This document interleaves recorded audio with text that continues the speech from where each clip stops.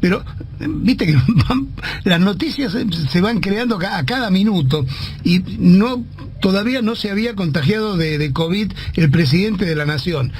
Dame tu visión desde allí de Chicago de esto que está pasando con Alberto, que tenía las 2 dosis puestas de la vacuna de Sputnik. Bueno, lo que sucede es que en la vacuna, para empezar, la vacuna no es un 100% efectiva como ninguna vacuna. De hecho, las vacunas más conocidas llegan en el orden del 60-70%. Esta es una vacuna, de todas maneras, que tiene un nivel de eficacia que no tiene precedentes.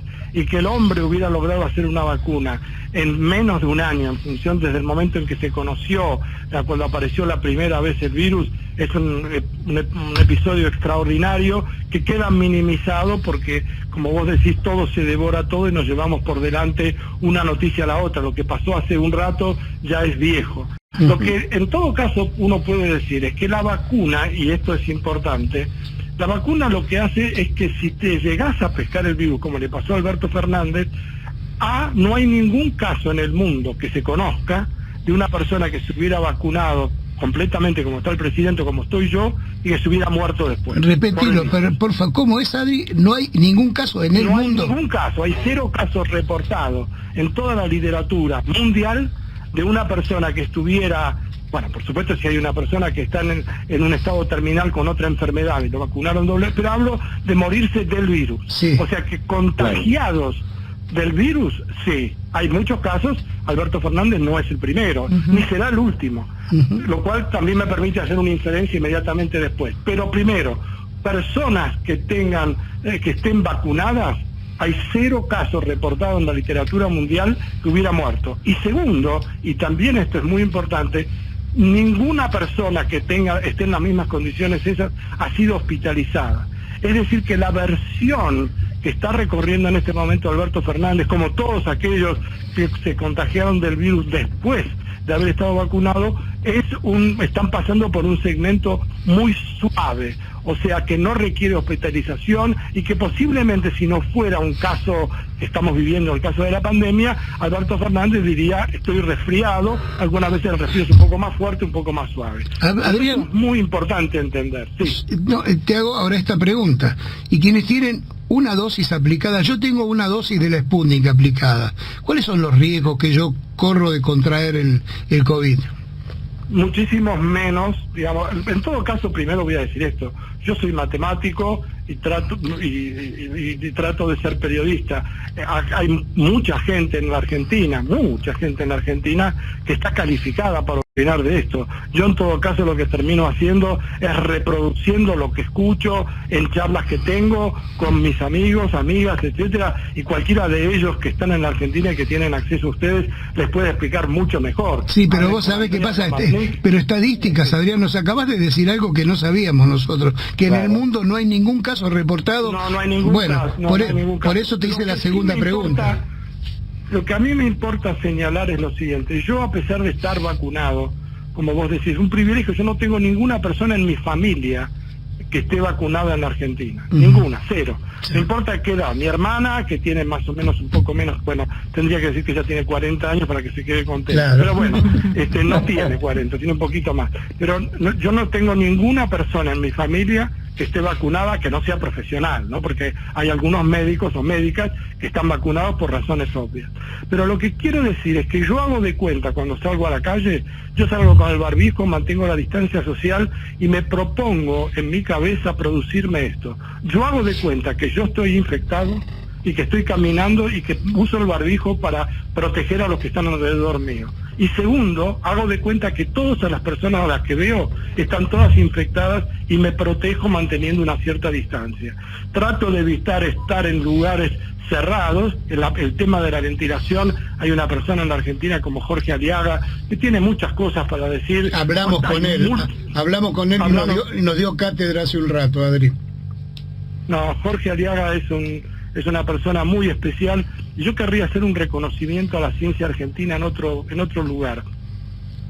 Cuando se desata la pandemia, un montón de gente dedicada a científicos argentinos y estudiantes, pero hablemos de los científicos, lo que terminaron haciendo es que cambiaron el lugar hacia donde apuntaban. Andrea Gamarnik, por ejemplo, es una persona que es una de las especialistas más importantes de dengue en el mundo. Si no es la más importante, no importa ser el podio, pero ella dejó lo que estaba haciendo en el Instituto Leluar para dedicarse a estudiar, a investigar y a ayudar y a generar los kits que la Argentina, empezó a generar a partir de, creo que abril o mayo del año pasado.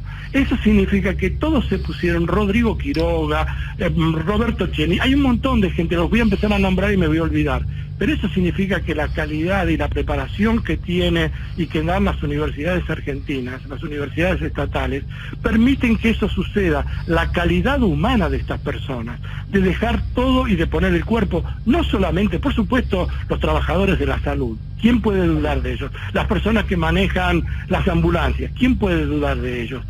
Y ellos creo que tienen y han tenido un reconocimiento, pero también los grupos de científicos y la ciencia en general. Macri, con todo lo que hizo, afortunadamente no logró destruir eso.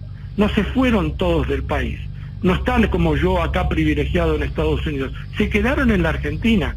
Y estas personas son las que están ayudando. Más voy a decir. La Argentina produce en el laboratorio en donde está el doctor Hugo Sigman, produce el producto activo, el líquido que va en las vacunas, y produjo ya entre 150 y 200 millones de dosis, pero las tuvo que mandar a México, para que en México fuera donde se las distribuyera dentro de cada uno de los frasquitos. El problema la Argentina compró 22 millones de dosis, pero no las puede entregar México, porque los frasquitos, que ellos están en condiciones de envasar, vienen de Estados Unidos.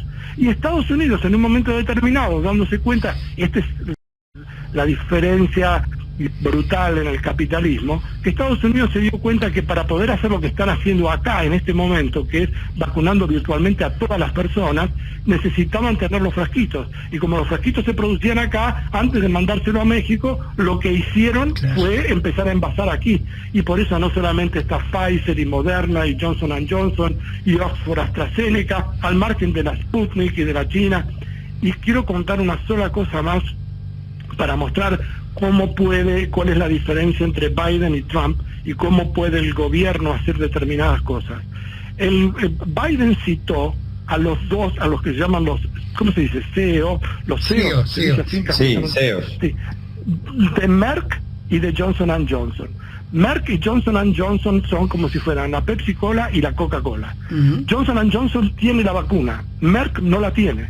Y Biden los citó a los dos a la Casa Blanca y les dijo, está contemplado la ley de guerra que tienen acá, como si en tiempos de guerra el presidente puede caminar inclusive por encima de empresas privadas. Y le dio la instrucción, no me gustaría decir la orden, a Merck para que empezara a envasar la vacuna de Johnson & Johnson.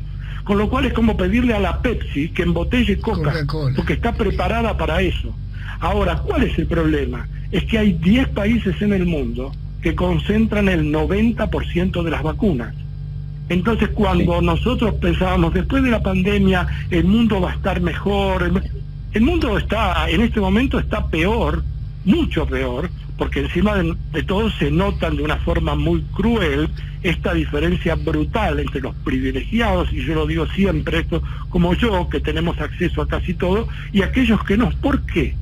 ¿Por qué es así? Porque incluso ahora personas que tienen más dinero tienen acceso a internet, pueden conseguir más fácilmente citas para tener la vacuna. Acá literalmente en Estados Unidos tuvieran que salir como si fueran camionetas, camiones y etcétera, llevando la vacuna a barrios pobres, porque la gente si no tiene acceso.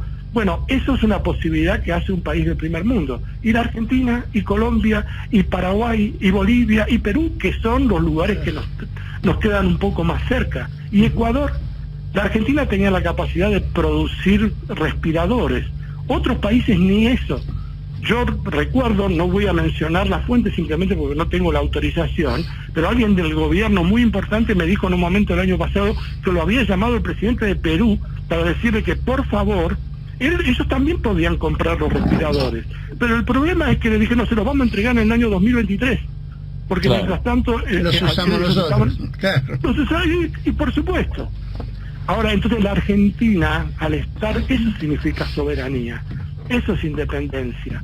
Por eso necesitamos tener nuestra propia ciencia. Adri, hablas mucho. No, hablaste, qué suerte que hablaste mucho, qué suerte. Hablas de ciencia y siempre defendés a la ciencia. ¿Cuál es tu mirada desde allí, desde los Estados Unidos, de la contra de la oposición, la cantidad de barbaridades que dicen, personajes que hasta son profesionales, que son médicos, criticando la vacuna, criticando el sistema de vacunación? ¿Cuál es tu visión desde allí?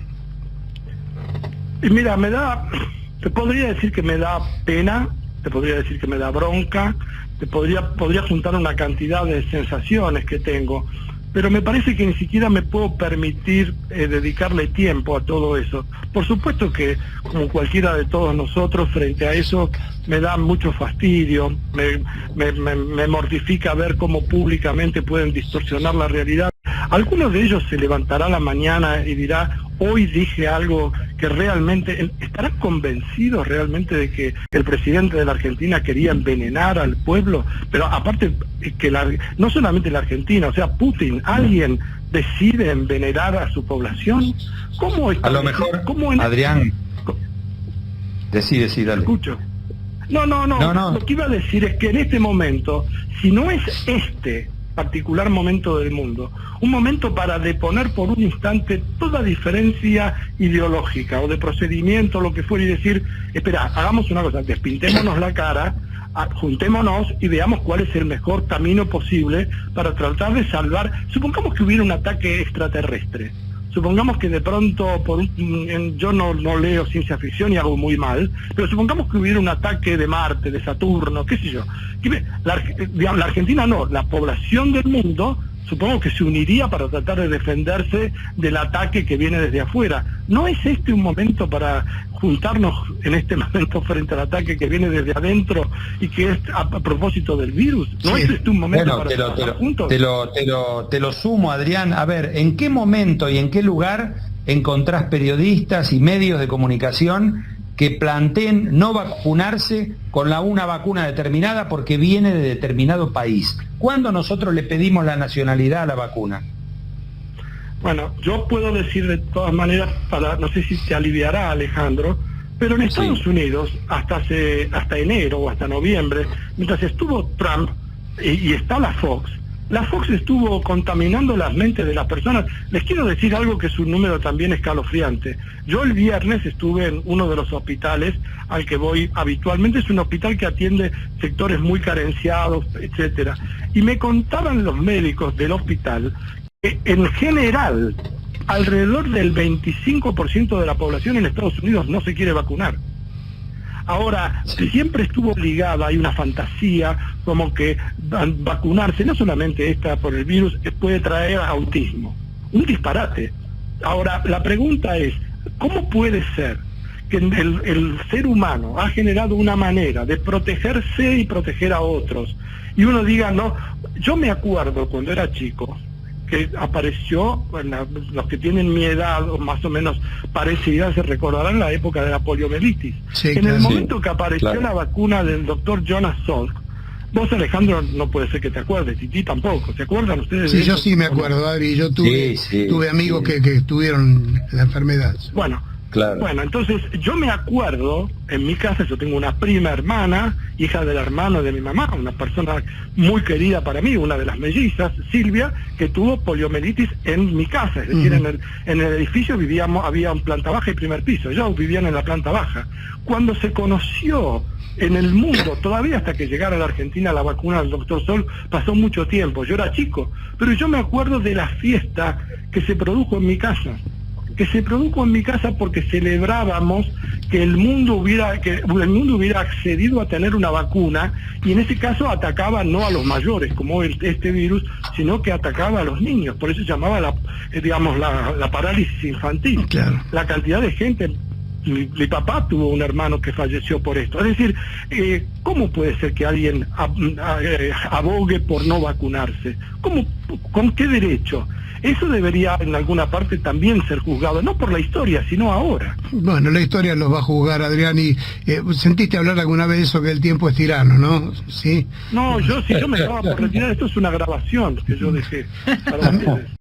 Amigo, te mandamos un beso enorme, que somos muy felices, estamos muy felices de que seas nuestro padrino, y como siempre es un lujo escucharte, no solamente para nosotros, sino para los que están del otro lado de la radio. Adrián, y te vamos a seguir molestando, ¿no? Te vamos a seguir molestando. Abrazo grande. No me molestan nunca, cuenten conmigo para lo que sea, para la gente que escucha, pero para los que están trabajando, para los productores, para los que están en la pecera, para todos los que están cooperando ahí en la radio para hacer el programa, porque en definitiva ustedes dos son los que ponen las voces, pero hay un montón de gente alrededor y eso lo sabemos bien. Les mando un beso muy grande y les deseo mucha suerte. Un abrazo. Ale, escucha esto, mira, no lo quise hacer participar, Adrián. Poneme esto de Nelson Castro. Todo este tema del tema de las PASO, junto con esta evaluación política, digamos, hay una sospecha de que el gobierno dice: queremos llegar a las PASO con todo el mundo vacunado, porque entonces vacunamos a todo el mundo y es la única herramienta electoral.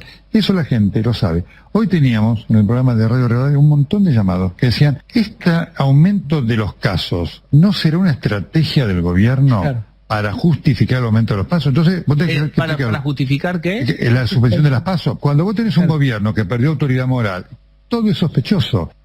Alejandro es doctor, ¿sabías? Bueno, es doctor. Sí, bueno. Bueno, pero el odio, Titi, es muy sencillo. El odio y el resentimiento por haber perdido el sector político que ellos apoyaban no los deja en paz, no los deja tranquilos. Y todo lo que se haga está mal, todo lo que se diga está mal, y no hay manera de cambiarlos de opinión. Son militantes de un odio y de un resentimiento que lo lleva a decir barbaridades. Alguna vez tendrán razón en algún concepto que digan, pero en la base de lo que están diciendo se equivocan muy feo y le mienten a la gente.